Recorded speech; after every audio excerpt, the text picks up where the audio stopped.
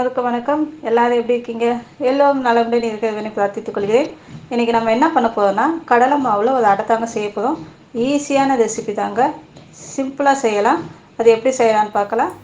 Friends, இப்போ கடலை மாவு அடைக்கி முதல்ல கடலை மாவு எடுத்துக்கலாங்க. இங்கே பாருங்கள், ஒரு கப் கடலை மாவு எடுத்துருக்கேன். சேர்த்தலாம்.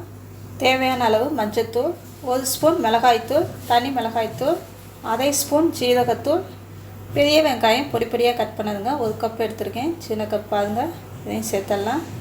மீடியம் சைஸ் தக்காளி கட் பண்ணதுங்க, பொடி பொடியாக கட் பண்ணது, அதையும் சேர்த்துடுங்க. கேரட் துருவுனது 1 கப்புங்க. இது கொஞ்சம் ஹெல்த்தியாக இருக்கட்டுமே, குழந்தைகளுக்காக நமக்காகவும் தான் 1 கப் கேரட் துருவல் சேர்த்துருக்கேன். 1 பச்சை மிளகாய் பொடி பொடியாக கட் பண்ணது, 1 பச்சை மிளகாய், கருவேப்பிலை, கொத்தமல்லி பொடியாக நறுக்கியது, அரை ஸ்பூன் சோம்பு, 3 பெரிய பல் பூண்டு எடுத்துருக்கேங்க. இப்போ இதை நல்லா தட்டி சேர்த்துடலாங்க. ஏன்னா தட்டி சேர்த்திங்கன்னா நல்லா ஃப்ளேவர்ஃபுல்லாக இருக்கும் சோம்பு பூண்டு சேர்க்கும் போது. அதனால் நல்லா தட்டி சேர்த்துடலாம். தேவையான அளவு உப்பு சேர்த்துக்கலாம். இது மாதிரி சோம்பு போட்டு நல்லா தட்டி போட்டிங்கன்னா மணமாக இருக்குங்க.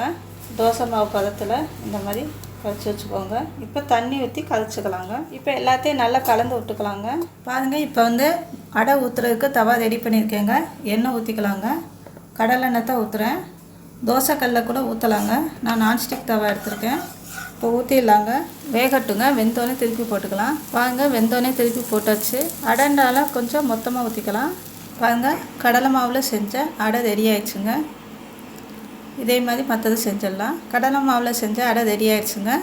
கடலை மாவு வச்சு ஈஸியாக அடை செஞ்சாச்சுங்க. இங்கே பாருங்கள், இதை ஈவினிங் ஸ்நாக்காகவும் சாப்பிட்லாம், இல்லை டிஃபனாகவும் சாப்பிட்லாம். இதுக்கு இங்கே பாருங்கள், பூண்டு சட்னி அரைச்சிருக்கேன். இது தொட்டு சாப்பிட்டா சூப்பராக இருக்குங்க. செஞ்சு பாருங்கள், குழந்தைங்களுக்கு செஞ்சு கொடுங்க. பிடிச்சிருந்தால் லைக் பண்ணுங்கள், சப்ஸ்கிரைப் பண்ணுங்கள், ஷேர் பண்ணுங்கள். உங்கள் ஃபீட்பேக்கை எனக்கு கமெண்ட்டாக கொடுங்க. தேங்க்யூ, பாய்.